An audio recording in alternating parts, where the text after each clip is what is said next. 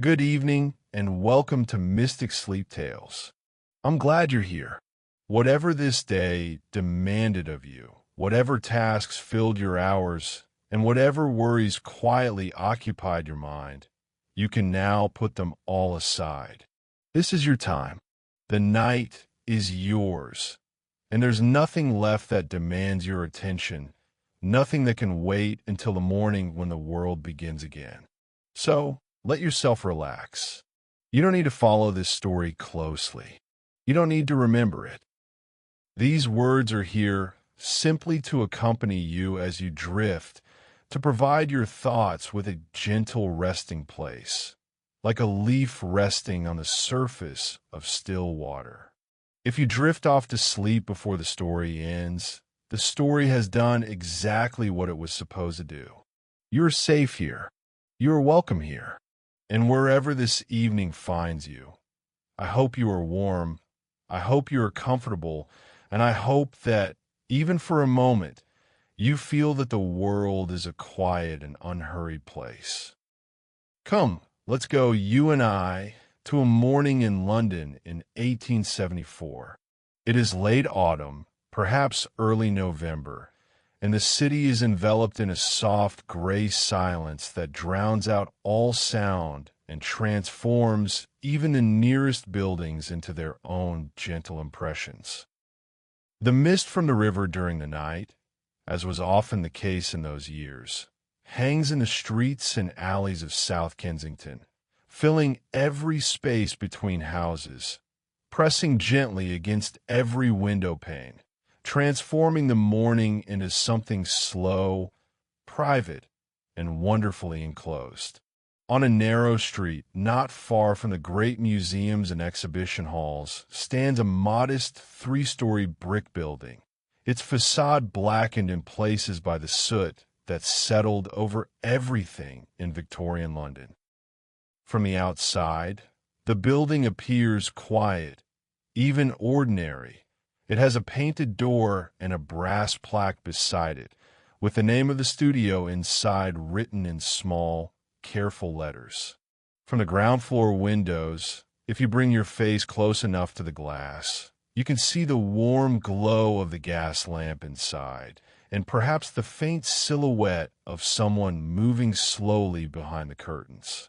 But from the pavement, on such a morning, the building reveals almost nothing. It simply stands there patiently and steadily, keeping its little world contained within. Let's escape the dampness and cold and step through the door towards that warmth. The entrance hall is narrow, tiled in dark red and cream, and on the wall hangs a coat rack with a few clothes dampened by the morning air. There's the smell of charcoal from a fire burning somewhere deeper in the building, and beneath that, something lighter and more intimate, a subtle sharpness of turpentine, linseed oil, and the powdered pigments mixed daily in the rooms above. To the left rises a staircase with wooden railings smoothed by years of wear and tear, but we won't go up yet. Instead, let's follow the corridor to its end. There stands a slightly ajar door, and from there comes the most steady, softest light imaginable. This is the painting studio. It occupies what was once the rear parlor of the house, and it has been given over entirely to its present purpose. The room is not large, perhaps 20 feet in length and 15 in breadth, but has been arranged with such care and such considered economy of space that it feels neither cramped nor cluttered, but rather perfectly sufficient, a room that contains everything it needs and nothing it does not. The ceiling is high, as was common in houses of that period, and from it hangs a single gaslight fixture with two mantles, their steady glow casting a pale, even illumination across the room.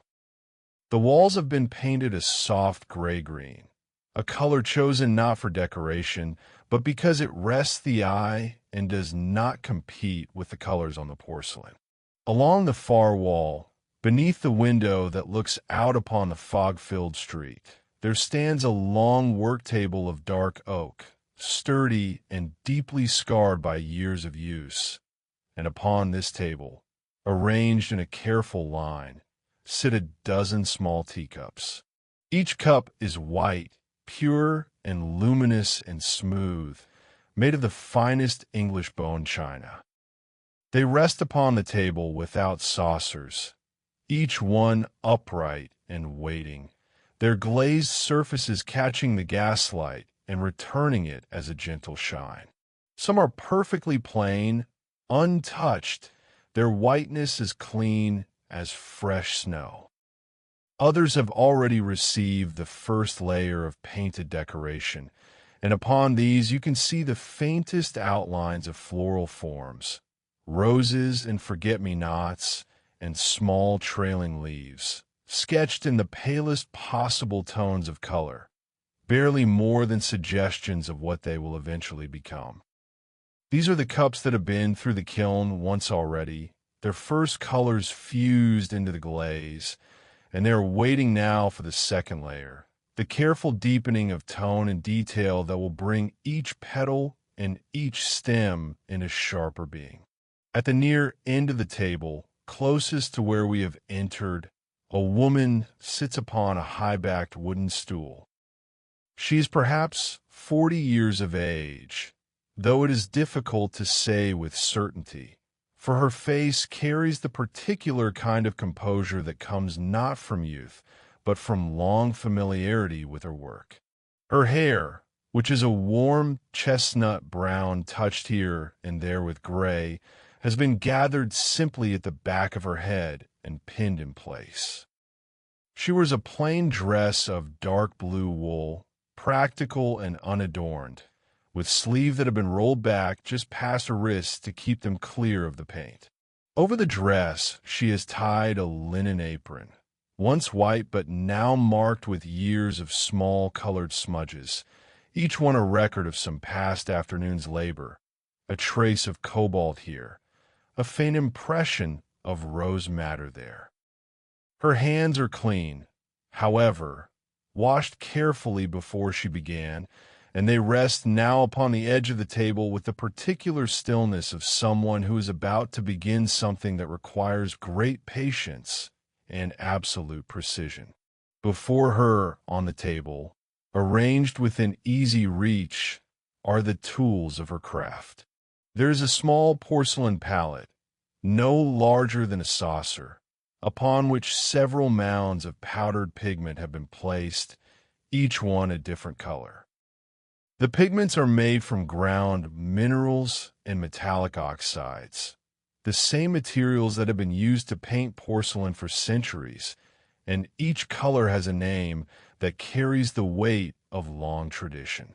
There is rose pink, derived from the careful combination of gold chloride and tin, which produces, when fired, the most delicate and enduring shade of pink imaginable. There is cobalt blue, ground so fine that it feels like silk between the fingers, which will become, in the heat of the kiln, a blue of extraordinary depth and clarity. There is chrome green and iron red, and a rich purple made from manganese, and a soft yellow ochre that will glow with warmth when it has been through the fire. Each of these pigments sits in its small mound upon the palette, dry and still, waiting to be mixed with the medium that will allow them to be painted onto the porcelain. Beside the palette there stands a tiny glass bottle, no taller than her thumb, which contains the painting medium. This is a mixture of fat oil, which is linseed oil that has been allowed to thicken in the sun over many weeks until it reaches the consistency of honey, and a small measure of oil of cloves, added to slow the drying time and give the painter a longer working period. The medium has a faint, sweet smell, warm and organic, and when it is mixed with the powdered pigment on the palette, it produces a paint of extraordinary smoothness and control, a paint that can be applied in layers so thin as to be almost transparent, building up color gradually, like light passing through tinted glass. And then there are the brushes. They rest in a narrow wooden tray beside the palette, perhaps a dozen of them, each one different in size and shape, each made for a particular kind of stroke. The finest among them is so slender that its tip, when brought to a point, is no wider than a single hair. And it is with this brush that the most delicate details will be painted, the veins of a leaf, the curl of a petal's edge, the tiny shadow that falls where one flower overlaps another. The bristles of these brushes are made from the tail hairs of the Kalinsky sable, a small animal from the cold forests of Siberia, whose fur produces a brush tip of unrivaled suppleness and spring. When dipped in paint and drawn across the surface of the porcelain, a sable brush of this quality will hold its point for stroke after stroke, laying down color with a precision that is almost musical in its consistency. The woman picks up one of the waiting teacups and turns it slowly in her left hand, examining it in the gaslight. The cup is one of those that has already received its first layer of color, and upon its surface she can see the pale rose outlines that she herself painted several days ago, before the cup was placed in the kiln for its first decorative firing. The outlines are soft and ghostly, barely more than a whisper of color against the white glaze, and they show a garland of small roses arranged in a gentle curve around the upper portion of the cup, with trailing stems and leaves descending toward the base. This is the design she will now deepen and refine, adding the second layer of color that will give the roses their fullness and the leaves their richness of tone. She places the cup upon a small padded rest, a cylindrical cushion of chamois leather filled with sand, which holds the cup steady while allowing her to turn it freely with her left hand as she paints with her right.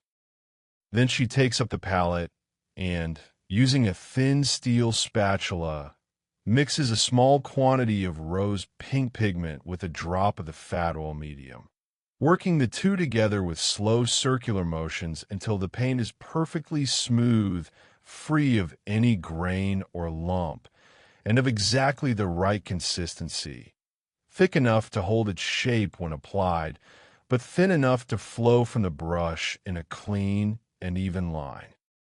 She selects a brush, one of medium fineness, its tip freshly shaped between her lips in the old manner of the China painters, though she knows this habit is discouraged now on account of the lead content in certain pigments. Force of habit, she would say, if anyone were to ask, and in truth the gesture is so deeply a part of her working rhythm that she scarcely notices herself doing it. She dips the brush into the mixed paint, turning it slightly as she does so to load it evenly, and then she brings it to the surface of the cup. The first stroke is always the quietest. It is the moment when the brush meets the glaze and the color begins to spread, and there's a particular kind of silence that surrounds it, a stillness that comes not from the room, but from the painter herself, from the absolute concentration of eye and hand and breath that this work demands. The brush touches the surface of the porcelain and draws a single curving line, following the faint outline of a rose petal that was laid down in the first firing. The line is perhaps half an inch long, and it tapers at both ends, thicker in the center where the brush was pressed more firmly, finer at the edges where it was lifted. It is a stroke of extraordinary control, executed with the kind of fluid assurance that can only come from years of practice, and yet there is nothing hurried or mechanical about it. Each stroke is its own small act of attention, its own moment of care. The fog beyond the window has not lifted.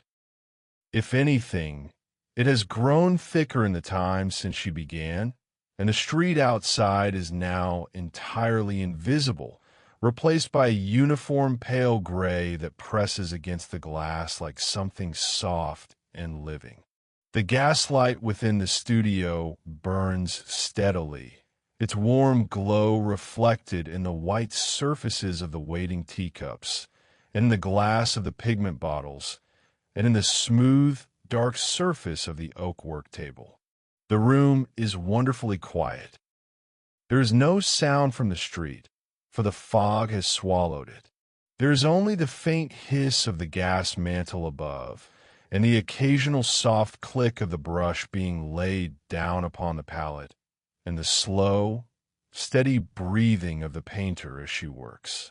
She has completed the first rose now, building it up from the faintest wash of color at the petal's edge to a deeper, richer tone at the center where the petals overlap and the shadows gather.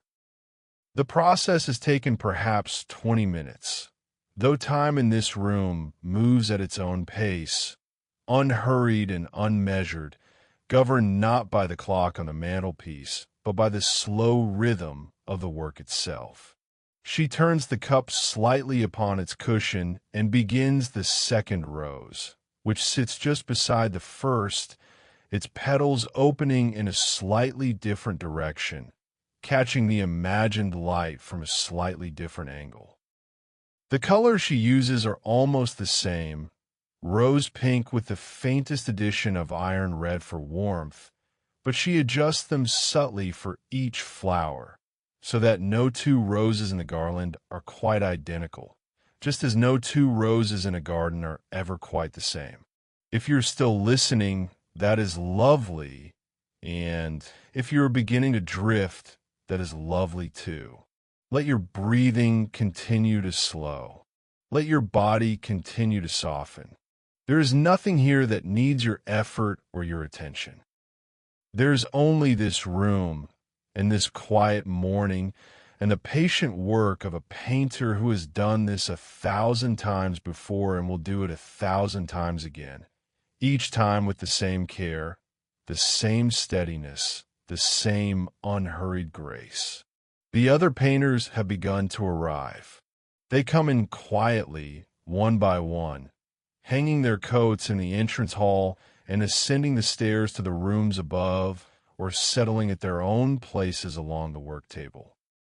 There are perhaps 5 or 6 of them in total, all women, for porcelain painting in the studios of Victorian London was largely the province of women, many of them trained at the nearby art schools, where instruction in the decorative arts had become increasingly available to female students in the years since the great exhibitions of the 1850s and 60s.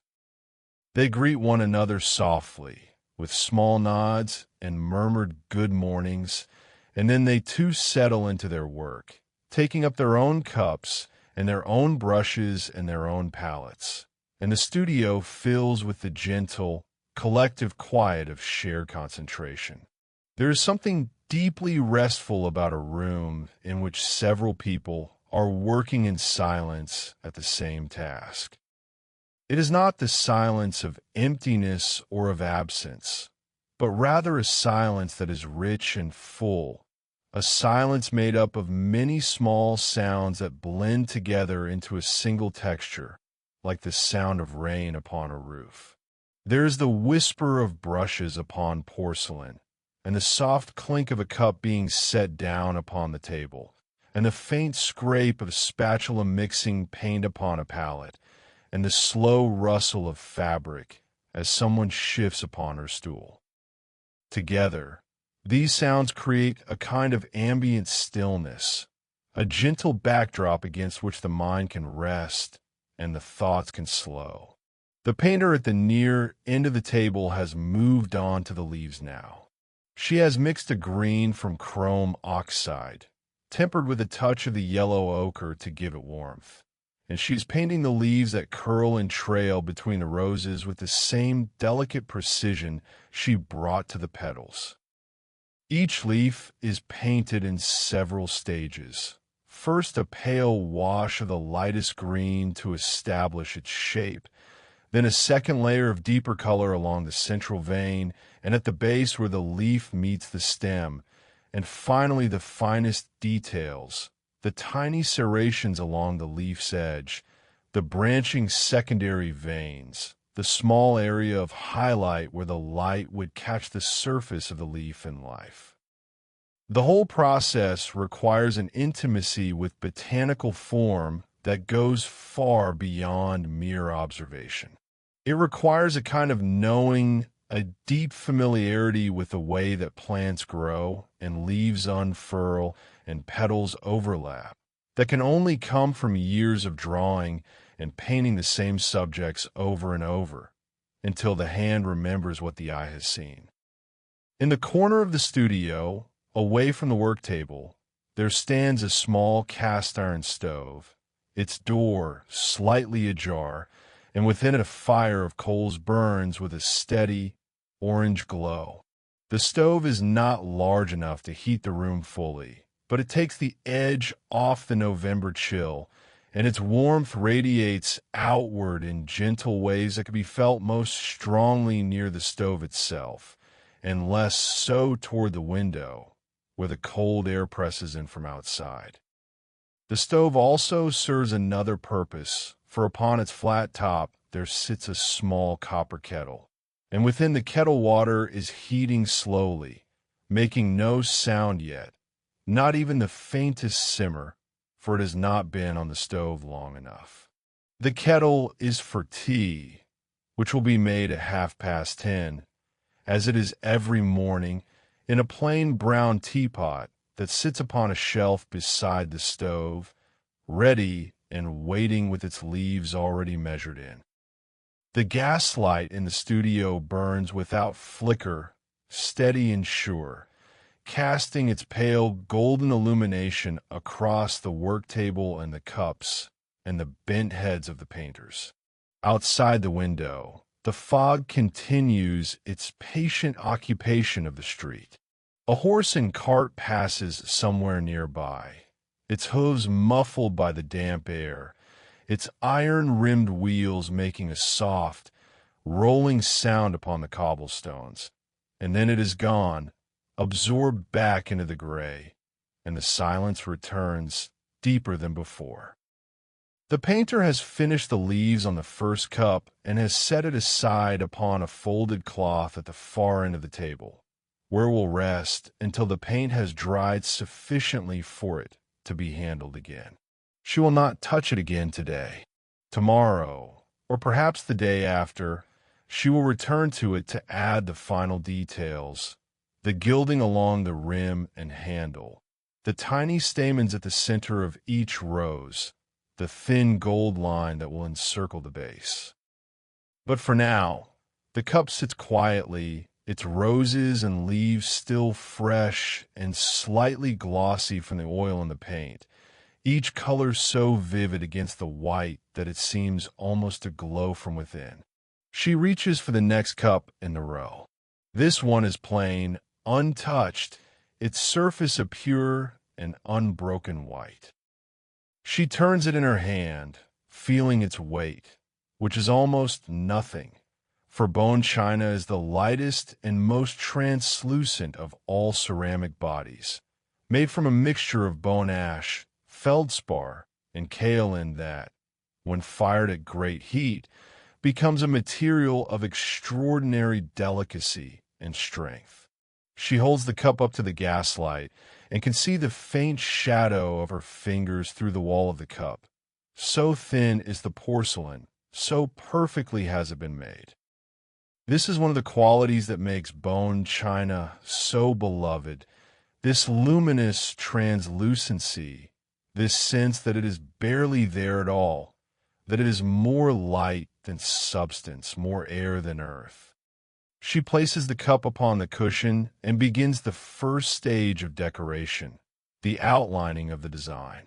For this, she uses the thinnest brush in her collection, the one whose tip is no wider than a single hair, and a paint that is mixed very thin, almost like watercolor, so that the lines she draws will be faint and delicate, mere guide for the fuller color that will follow in later firings.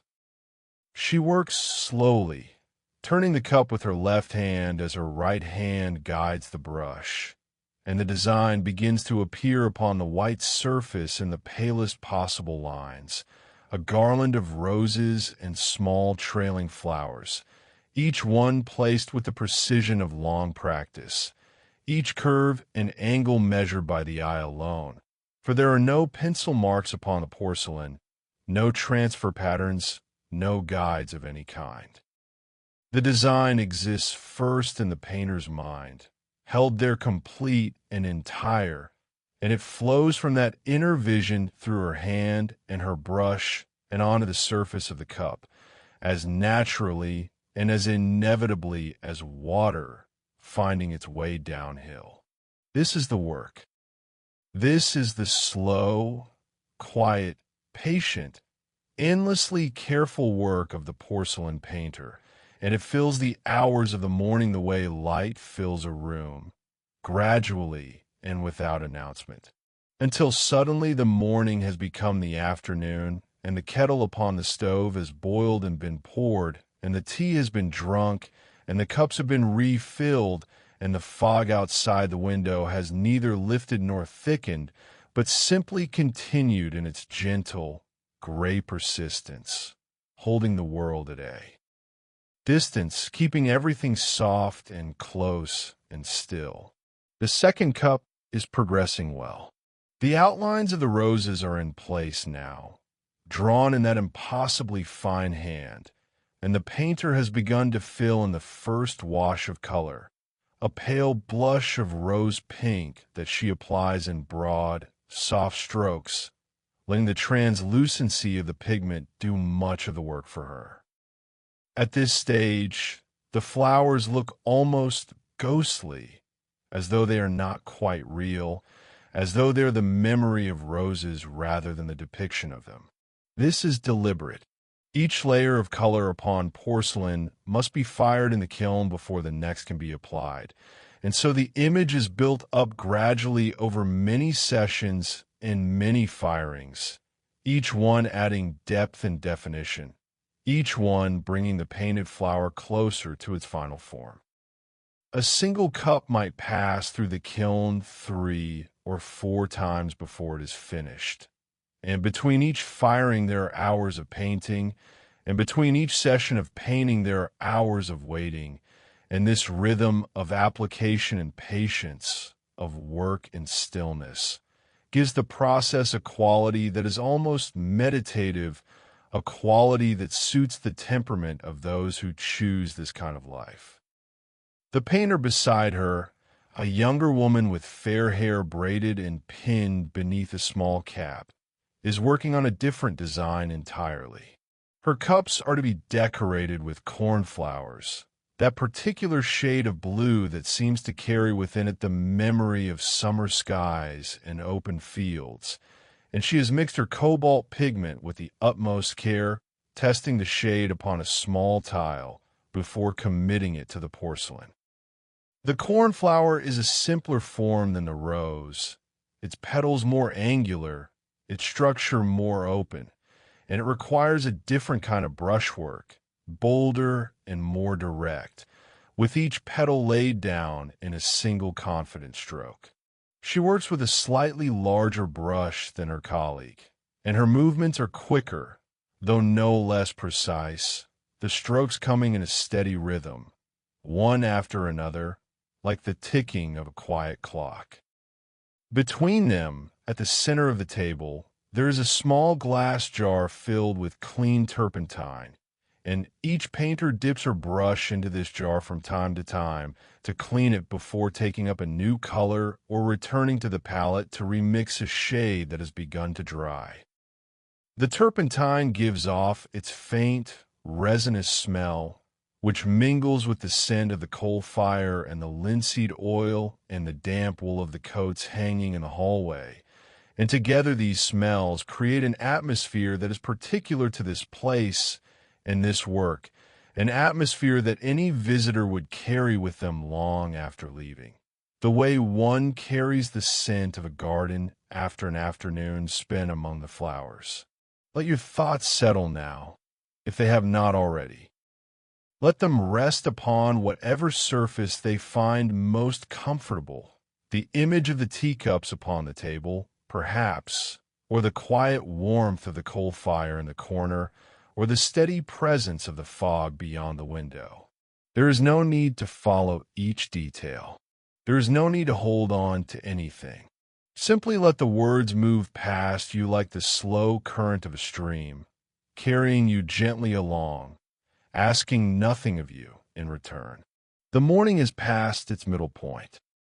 The clock upon the mantelpiece, a small brass carriage clock with a white enamel face, has marked the hour of 11. It chimes so soft and so brief that it scarcely disturbed the silence at all. The tea was made at 10:30, as it always is, by the youngest of the painters, a girl of perhaps 18 or 19 who is still in the early stages of her apprenticeship, and whose tasks include not only her own painting, but also the preparation of the tea and the mixing of certain pigments and the carrying of finished pieces to the kiln room upstairs. She made the tea in the brown teapot, pouring the boiling water from the copper kettle and letting it steep for precisely 4 minutes, as she had been taught, before pouring it into a set of plain white cups, undecorated, kept in the studio for this purpose. The cups were passed along the table from hand to hand, and each painter took a few minutes to drink and rest her eyes before returning to her work. The tea was strong and dark, as was the fashion, and it was taken without milk, for milk was considered to cloud the palate and dull the senses. And in this studio, where the senses were the primary instruments of the craft, their sharpness was a matter of professional importance. Now the tea has been drunk, and the cups have been gathered and placed upon the shelf beside the stove, and the painters have returned to their positions, and the work has resumed its steady, unhurried course. The fog outside the window has taken on a slightly different quality now, a faintly yellowish tinge that is the mark of a true London fog, colored by the smoke of 1,000 coal fires and the vapors rising from the river and the gas works and the countless chimneys that lined every street. In the years to come, these fogs would grow thicker and more frequent, and the newspapers would write about them with increasing alarm. But for now, in this November of 1874, the fog is simply a part of life in London, as familiar and as unremarkable as the rain, and the painters in the studio regard it, if they regard it at all, with the same mild acceptance with which they regard the weather in general, as something that happens outside, beyond the glass, in a world that has very little to do with the quiet world within. The painter at the near end of the table has completed the first wash of color on the second cup, and has set it aside to dry. She sits now with her hands in her lap, resting, and her eyes move slowly along the row of cups that still wait for her attention.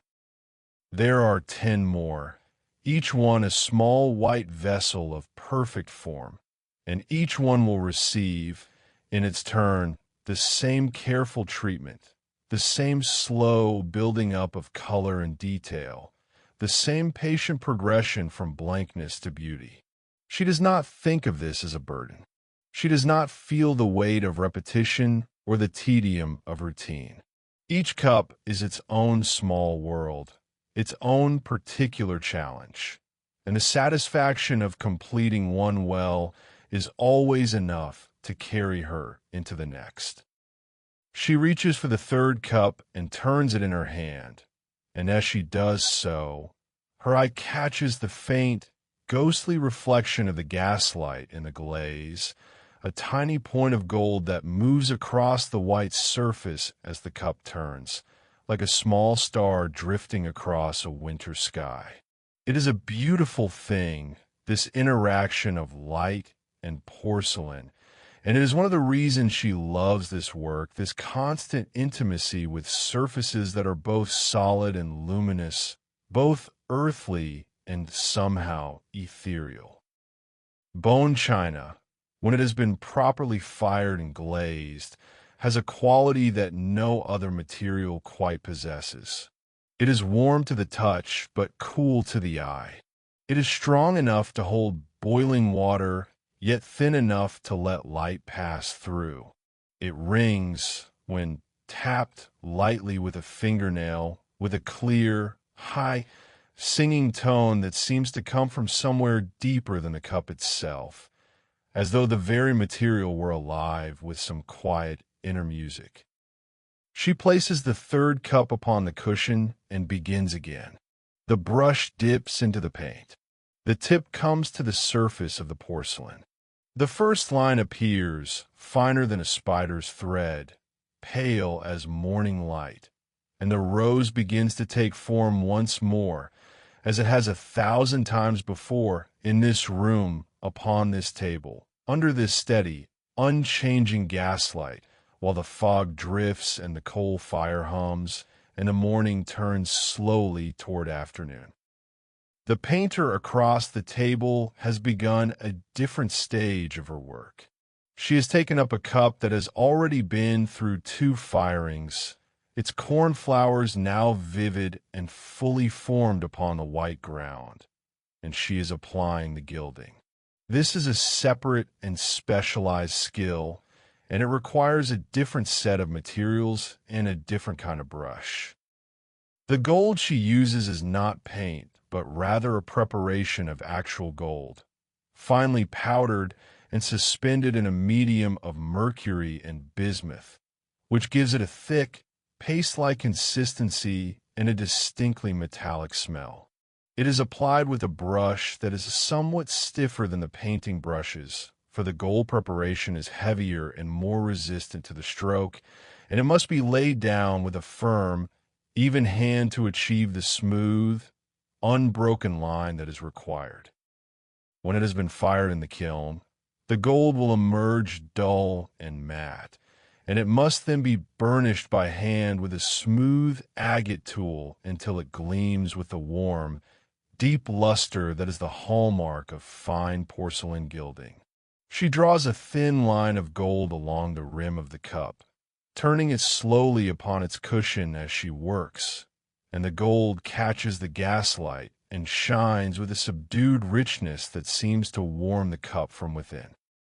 The line she draws is perfectly even, neither widening nor narrowing over its entire length. A single continuous band of gold that follows the curve of the rim without hesitation or deviation. This is the kind of skill that cannot be taught in a week or a month or even a year. It is the kind of skill that accrues slowly through repetition and failure and the gradual training of the hand to obey the intention of the eye, until at last the two are so perfectly coordinated that the work seems effortless, seems inevitable, seems like the natural expression of some deep inner certainty.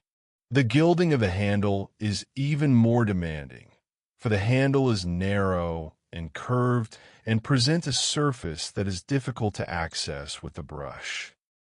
She tilts the cup upon its cushion, holding it at an angle that brings the handle into the light, and with a series of short, precise strokes, she lays the gold along the outer edge of the handle, following its gentle curve from top to bottom, creating a fine golden border that will catch the eye of whoever lifts the cup to drink.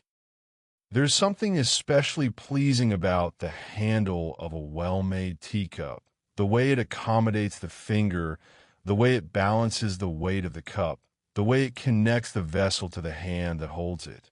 The gilding of the handle is, in a sense, the gilding of that connection, the decoration of the point at which the human and the made object meet. There is a second work table in the room, smaller than the first and set against the wall opposite the window, And upon this table there are arranged the reference materials that the painters consult as they work. There is a collection of botanical prints, carefully preserved between sheets of tissue paper, depicting in meticulous detail the flowers that appear most frequently in porcelain decoration. English garden roses of every variety, from the tight-petaled damask to the open, sprawling cabbage rose, along with studies of hawthorn and honeysuckle and sweet pea, and that most faithful of porcelain companions, the small blue forget-me-not. These prints were made by botanical illustrators of great skill and accuracy, and they serve the painters not as patterns to be copied directly, but as reminders, as anchors for the memory, so that the roses they paint upon the porcelain carry within them something of the truth of real roses, something of the particular way a petal curls at its edge or a leaf catches the weight of the morning dew. Beside the prints, there is a shallow wooden box containing several finished cups and saucers, pieces that have been completed and fired and burnished and deemed to be of a quality worthy of serving as examples. These are the studio's standards, the pieces against which all new work is measured, and they are handled rarely and with great respect, taken from their box only when a painter needs to study a particular technique or to remind herself of the level of refinement that is expected. One of these pieces, a cup decorated with a spray of moss roses in the palest shades of pink and cream, with gilding along the rim and a delicate gold monogram upon the handle, is considered by everyone in the studio to be among the finest pieces ever produced here. A cup of such exquisite beauty that it seems almost a shame it will one day hold tea rather than remain forever as it is, an object of pure contemplation. The painter who made it, a woman who worked in this studio for 30 years before retiring to the countryside, left it behind as a gift, and it sits now in its box like a small, quiet monument to what patience and skill and a lifetime of practice can achieve. There is also, upon this secondary table, a small oil lamp with a green glass shade, which is sometimes lit when the gaslight alone is not sufficient for the most detailed work. The green shade filters the light and gives it a cooler, more even quality that reduces glare upon the porcelain surface and makes it easier to judge the true color of the pigments as they are applied. The painters know the particular qualities of different kinds of light with an intimacy that borders upon the scientific, for the appearance of a painted color can change dramatically depending upon the light in which it is viewed, and a pigment that looks perfectly balanced under gaslight may reveal unexpected warmth or coolness when seen in the light of day. This is one of the reasons the studio's windows face north, for north light is the steadiest and most neutral of all natural illuminations, free from the warm yellows of direct sunlight and the shifting blues of the southern sky. On a clear day, the north-facing window would fill the studio with a soft, even daylight that would render every color upon the porcelain with perfect honesty. But today there is no daylight to speak of, only the fog, and so the gaslight must suffice, and the painters adjust their colors accordingly, adding a touch more blue to counteract the warmth of the gas flame, mixing their greens a shade cooler than they might otherwise, making the small, instinctive corrections that experience has taught them. The afternoon has begun to gather in the corners of the room, though it is difficult to say precisely when the morning ended and the afternoon began, for in the studio, under the constant gaslight and behind the fog-darkened window, time moves not in distinct segments, but in a continuous, unbroken flow, like water over stone. The painters have been at their work for several hours now, and their postures have shifted slightly their shoulders settling a little lower, their heads bending a little closer to the porcelain, as the concentration of the morning gives way to the deeper, more settled concentration of the afternoon, when the body has found its rhythm and the mind has released its hold on everything except the task at hand. The youngest painter, the one who made the tea, has been given a different assignment for the afternoon. She has been set to practice her brushwork upon a series of flat porcelain tiles, white and square, which serve as a kind of exercise ground for the development of her skill. Upon these tiles she paints, over and over, the same basic forms that underlie all floral porcelain decoration. She paints a single rose petal, first with a broad wash and then with a finer brush to add the central vein and the shadow at the base. She paints a leaf, curving it gently to suggest the way a leaf turns in the air. She paints a stem, thin and tapering, with a tiny thorn at the joint. She paints these things again and again, each time attempting to make the stroke a little smoother, the color a little more even, the line a little more true. Her tiles accumulate beside her, each one covered with rows of petals and leaves and stems, a record of her progress, a map of her slowly improving hand. She does not find this tedious, or rather, if she does, she has learned to accept the tedium as a necessary part of the journey, the long, flat road that must be traveled before the hills of genuine skill begin to appear on the horizon. She knows that the woman at the end of the table, whose roses seem to appear on the porcelain as naturally as if they had grown there, once sat in this same position and painted these same petals upon these same tiles, hundreds and hundreds of times, until her hand knew the shape of a rose the way a musician's hand knows the shape of a chord.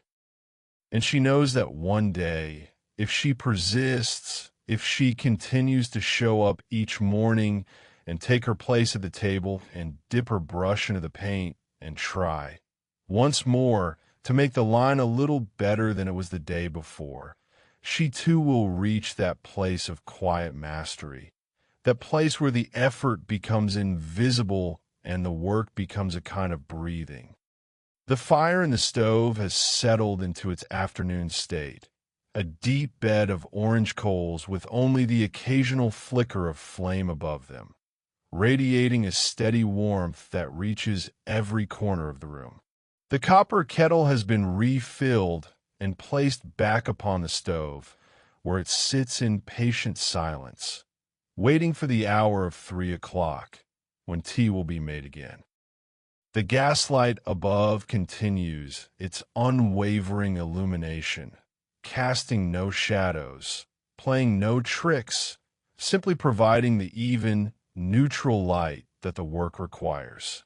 The fog beyond the window has become, if anything, more absolute, a wall of gray that admits no depth, no distance, no suggestion of the city beyond. It is as though the studio has become its own small world, floating in gray space, tethered to nothing, answerable to nothing, existing purely and entirely for the purpose of this quiet, careful, endlessly patient work. A painter at the middle of the table pauses and sets down her brush. She flexes her fingers slowly, opening and closing her hand, stretching the small muscles that have been held in the same position for so long. The act of painting porcelain requires a particular grip, the brush held almost vertically between the thumb and the first 2 fingers, the hand hovering just above the surface of the cup, the wrist steady and the forearm braced lightly against the edge of the table. It is a posture that demands great control and that, over hours, can produce a deep ache in the hand and the forearm. The painters know this ache well, and they manage it with these small pauses, these moments of release, stretching and flexing before returning to the work. She picks up her brush again and resumes. She is painting a particularly intricate passage, a cluster of small forget-me-nots arranged around the base of a larger rose, each tiny flower no bigger than the head of a pin, each one requiring 4 or 5-minute strokes of the finest brush to form its 5 petals and its yellow center. The forget-me-not is, by tradition, a symbol of remembrance and faithful love, and it appears frequently in Victorian porcelain decoration, where its small, cheerful blue flowers serve as a counterpoint to the grander blooms of the rose and the peony. On the cup she is painting, the forget-me-nots are scattered like small stars among the larger flowers, and they give the design a quality of lightness and informality that balances the more structured arrangement of the roses above. The porcelain upon which she paints was produced at one of the great factories in Staffordshire, in the heart of England's pottery country, where the art of making fine bone china had been refined over the course of more than a century. The cups arrived at the studio in wooden crates packed with straw, each one individually wrapped in soft paper, and when they were unwrapped and set upon the table, their whiteness had a quality that never failed to produce a moment of quiet admiration among the painters, a whiteness that was not cold or harsh, but warm and faintly luminous, like the inside of a seashell, like the petal of a white camellia held against the light. This warmth comes from the bone ash and the clay, the calcined bones of cattle that are ground to a fine powder and mixed with the china clay and feldspar to produce a body that fires to a particular brilliance and translucency found in no other ceramic material. It is a peculiarly English invention, this bone china, developed in the potteries of Staffordshire in the late 18th century, and it had become, by the time of our story, the standard material for the finest English tableware, prized throughout the world for its combination of strength and delicacy.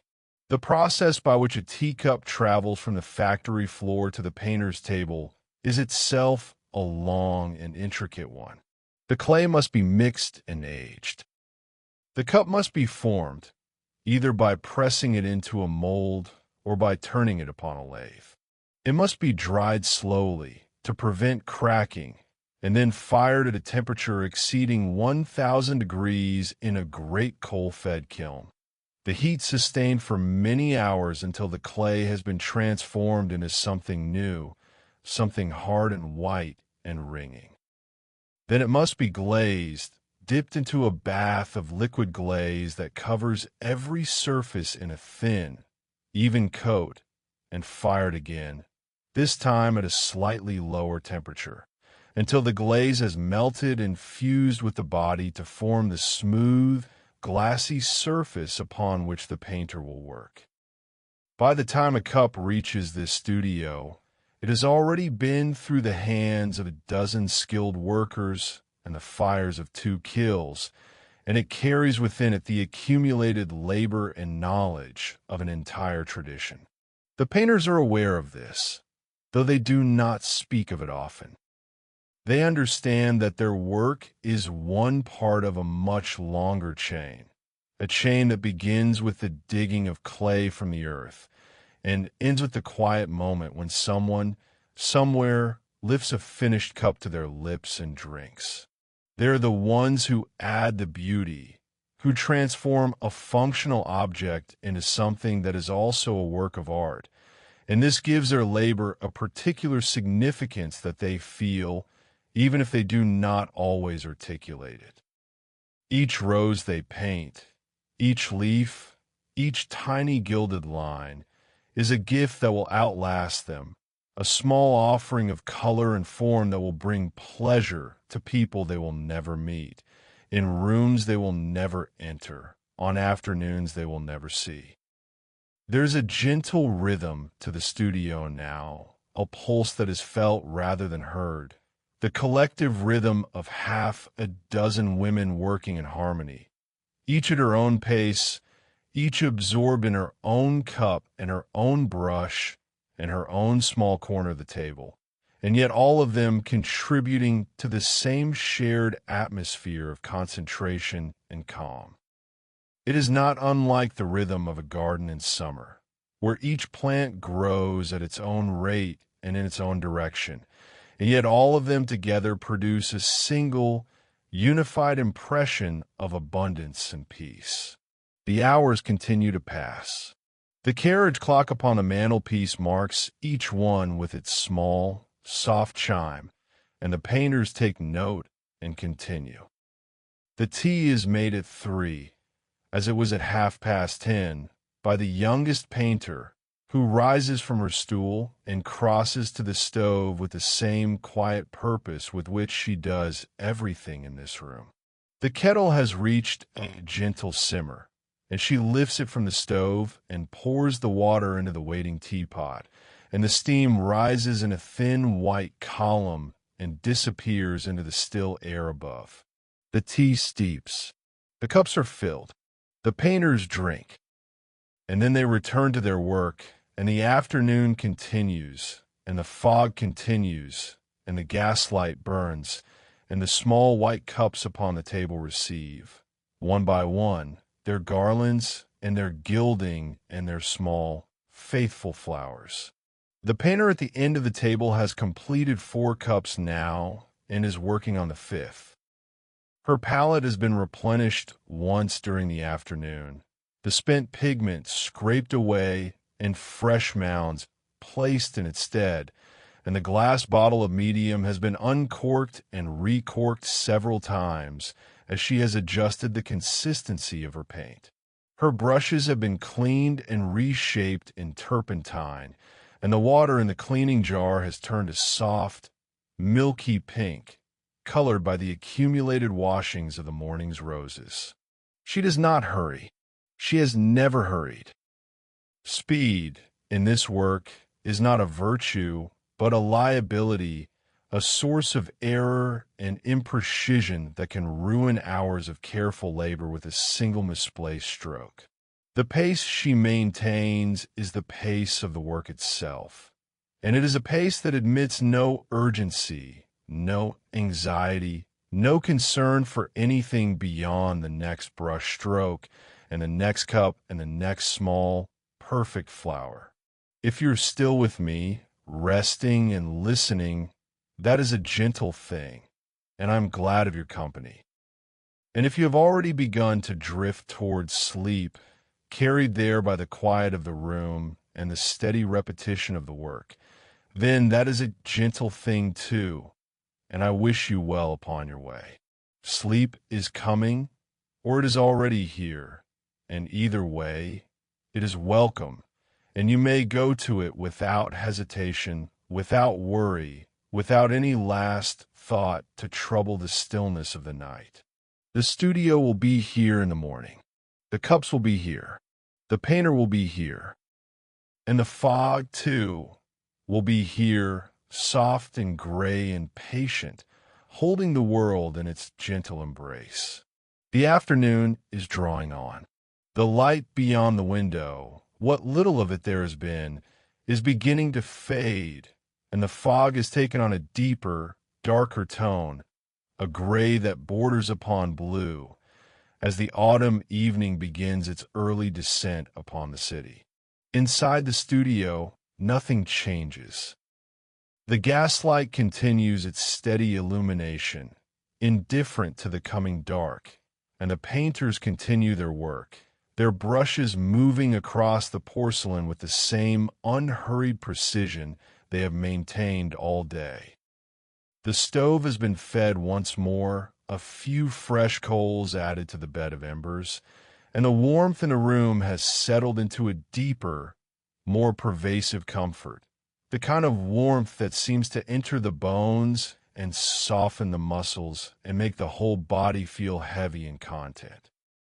The cups that have been completed are lined up at the far end of the table, each one resting upon its folded cloth, and they form a quiet procession of color and craft, each one different, and yet each one related, like the variations upon a theme in music. There are the rose garlands, deep and rich, their petals layered with such subtlety that they seem to possess real depth, as though one might reach into the cup and pluck a rose from its surface. There are the cornflowers, vivid and cheerful, their blue petals bright against the white. There are the forget-me-nots, scattered like tiny jewels among the green of their leaves. And upon several of the cups, the gold has been applied, a thin, gleaming border along the rim and handle that catches the gaslight and sends it back as a warm, muted glow. The youngest painter has set aside her practice tiles and has been given, as a reward for her afternoon's diligence, a real cup to decorate. It is a small cup, slightly irregular in form, one of the seconds from the kiln, not quite perfect enough to be sold at full price, but perfectly suitable for practice. She holds it with great care, turning it slowly, and she has chosen to paint upon it a simple spray of violets, a design she has been practicing upon her tiles for several weeks. The violets are small and uncomplicated in their form, 5 petals each, purple and white, with a tiny yellow center, and she paints them with a concentration that borders upon reverence, aware that this is her first real cup, her first piece that will be fired and kept, perhaps even sold, and that everything she has learned in her months of practice has been leading to this moment. Her hand trembles just slightly as she brings the brush to the surface, and the first stroke is not quite as smooth as she would wish. But she does not stop. She does not start again. She takes a breath, steadies her hand, and continues, and the second stroke is better, and the third better still, and by the time she has completed the first violet, small and slightly imperfect but recognizably, unmistakably a violet, she has forgotten her nervousness entirely and is lost in the work, absorbed in the same deep concentration that fills a room like warmth, like light, like the quiet certainty that what she is doing matters, and that doing it well is its own reward. The evening has arrived in full now, though no one in the studio has marked its arrival. The fog outside the window has become darkness, and the darkness is complete, unbroken by any street light or passing lantern, for the fog has swallowed everything. The world beyond the glass has ceased to exist, and the studio has become, for the moment, the whole of the world, a warm and golden room filled with the scent of linseed oil and coal smoke and turpentine, and the soft sounds of brushes upon porcelain, and the steady breathing of women at work. One by one, the painters begin to finish for the day. They clean their brushes with care, drawing each one through a cloth moistened with turpentine until the bristles are free of paint, then reshaping the tips between their fingers before laying them in their trays. They scrape their palettes clean and cover the remaining pigment with small squares of oiled paper to keep it from drying.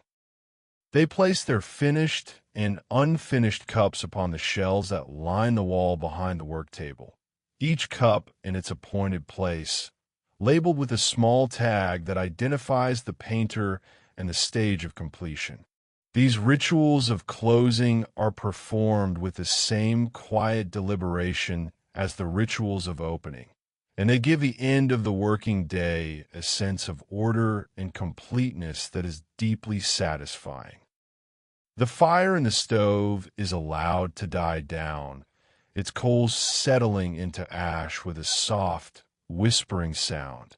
The copper kettle is emptied and set aside. The gaslight is turned down, though not entirely off, for the studio is never left in complete darkness. A single mantle is left burning, its flame turned low, casting just enough light to illuminate the rows of cups upon the shelves, so that if one were to look into the studio at night, through the curtained window, one might see their pale forms ranged upon the walls like a chorus of small, silent witnesses, each one holding his particular pattern of roses or cornflowers or violets or gold, each one a testament to a day's patient work. The painters put on their coats and hats, gathering their things from the entrance hall with the same unhurried movements that have characterized every action within these walls. They say their good evenings softly, and they step out into the fog, into the darkness, into the cold November night, and the door closes behind them, and the studio is left alone. It stands there in the silence, the long table empty now, the stools pushed back, the palettes scraped clean, the brushes resting in their trays.